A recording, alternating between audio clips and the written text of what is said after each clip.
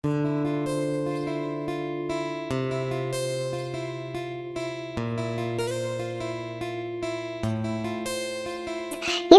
நம்ம பார்க்க போகிற டிப் கோல்ட் அண்ட் காஃப்க்கு எந்த மாதிரியான ஃபுட்டை எடுத்துக்கணும் அப்படிங்கிறது தான்.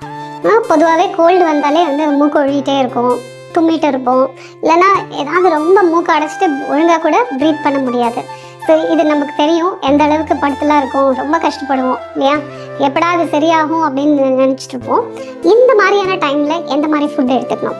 ஸோ பொதுவாக பார்த்தீங்கன்னா நிறைய சளியெல்லாம் வரவங்களுக்கு, அதாவது ஃப்ளெம் நிறைய இருக்குது அப்படிங்கும் போது நிறைய வார்ம் லிக்விட்ஸ் எடுத்துக்கலாம். ஸோ வார்ம் லிக்விட்ஸ்னால் வெறும் ஹாட் வாட்டர் குடிக்கிறது மட்டும் இல்லை, நீங்கள் ஜீரகத்தை நல்லா தண்ணியில் கொதிக்க வச்சுட்டு அந்த ஜீரக தண்ணி ரெகுலராக குடிச்சிட்டே வரலாம். ஒரு நாளைக்கு 2-3 லிட்டர் நீங்கள் தண்ணி குடிக்கிறீங்கன்னா அதுலேயே இந்த ஜீரகத்தை போட்டு நல்லா கொதிக்க வச்சுட்டு இதை ஸ்டோர் பண்ணி வச்சு த்ரூ அவுட் த டே அதை குடிச்சிட்டு வாங்க. அப்புறம் பாலில் செஞ்ச பொருட்கள் கம்ப்ளீட்டாக வேண்டாம். அதாவது டீ, காஃபி இந்த மாதிரியான ஐட்டம் நீங்கள் கம்ப்ளீட்டாக அவாய்ட் பண்ணிங்கன்னா ரொம்பவும் beneficial. So tea and coffee உள்ள ஐட்டம்ஸ் பால் இல்லாமல் எடுத்துக்கிட்டிங்கன்னா பிரச்சனை இல்லை. ஸோ பிளாக் டீ ஒரு பிளாக் காஃபி வேணால் குடிங்க, இல்லை பிளாக் டீலேயே லெமன் புழிஞ்சு ஊற்றி நீங்கள் அதை கூட எடுத்துக்கலாம், அதில் ப்ராப்ளம் இல்லை. ஆனால் பால் மட்டும் இது கம்ப்ளீட்டாக சரியாகிற வரைக்கும் வேண்டாம். ஏன்னா மில்க் சம்டைம்ஸ் ஃப்ளெம்மை இன்னும் ட்ரிகர் பண்ணி விட்டுரும், இன்ஃப்ளமேஷனும் ஜாஸ்தி ஆகிறதுக்கான சான்சஸ் இருக்குது. ஸோ அது வேண்டாம், கம்ப்ளீட்டாக அவாய்ட் பண்ணிடுங்க. ரொம்ப கோல்டாக இருக்கிற ஃபுட் ஐட்டம்ஸ் வேண்டாம். ஃப்ரிட்ஜில் வச்சதோ இல்லைன்னா இந்த மாதிரி வெள்ளரிக்காய், சவுச்சோ, வெள்ளை பூசணிக்காய் அந்த மாதிரி கோல்டாக இருக்கிற ஐட்டம்ஸ் நீங்கள் கம்ப்ளீட்டாக கட் பண்ணிங்கன்னா ரொம்ப பெனிஃபிஷியல்.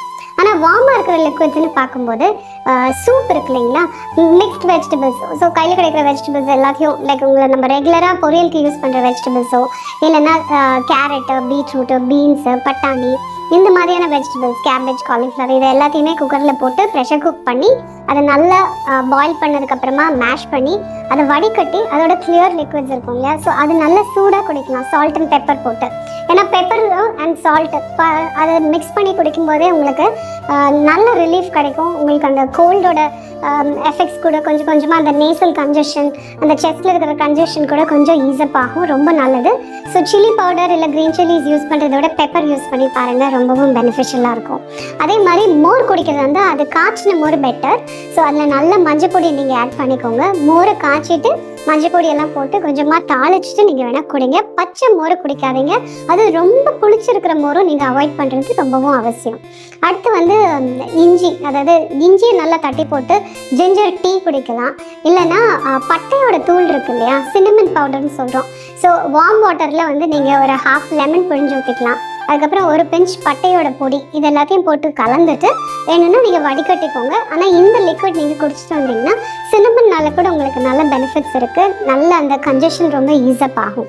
அடுத்து இன்னொரு விஷயம் பைனாப்பிள், அதான் நமக்கு ஈஸியாக கிடைக்குது இல்லையா மார்க்கெட்டில். ஸோ பைனாப்பிளையுமே நீங்கள் ரெகுலராக யூஸ் பண்ணலாம்.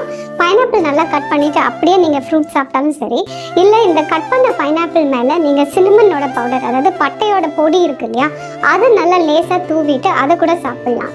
ஏன்னா பப்பாயின், அது அந்த பப்பாயால் பப்பைன் அப்படிங்கிற ஒரு என்சைம் இருக்குது, பைனாப்பிளில் ப்ரோமெலின் அப்படிங்கிற என்சைம் இருக்குது. இது ரெண்டுமே நல்ல anti inflammatory plus it's also anti accident rich. அப்புறம் வைட்டமின் சி சத்துமே நிறைய இருக்குது. ஸோ அதனால் உங்களுக்கு ஆட்டோமேட்டிக்காக இம்யூனிட்டியும் இம்ப்ரூவ் ஆகும். ஸோ எதிர்ப்பு சக்தி இம்ப்ரூவ் ஆகும்போதே உங்களுக்கு ஆட்டோமேட்டிக்காக பாடி இந்த டிசீஸ்லேருந்து ஆர் இந்த இன்ஃபெக்ஷன்லேருந்து ஃபைட் பண்ணுறதுக்கான சக்தி தானாக வந்துடும். ஸோ நீங்கள் இதை டெஃபினட்டாக ட்ரை பண்ணி பாருங்கள். ஸோ நேச்சுரலாக நம்ம கிச்சன்லேயே கிடைக்கிற ஐட்டம்ஸ் தாங்க, இது நீங்கள் ரெகுலராக யூஸ் பண்ணி பாருங்கள், டெஃபினட்டாக ஒரு நல்ல டிஃப்ரென்ஸ் தெரியும்.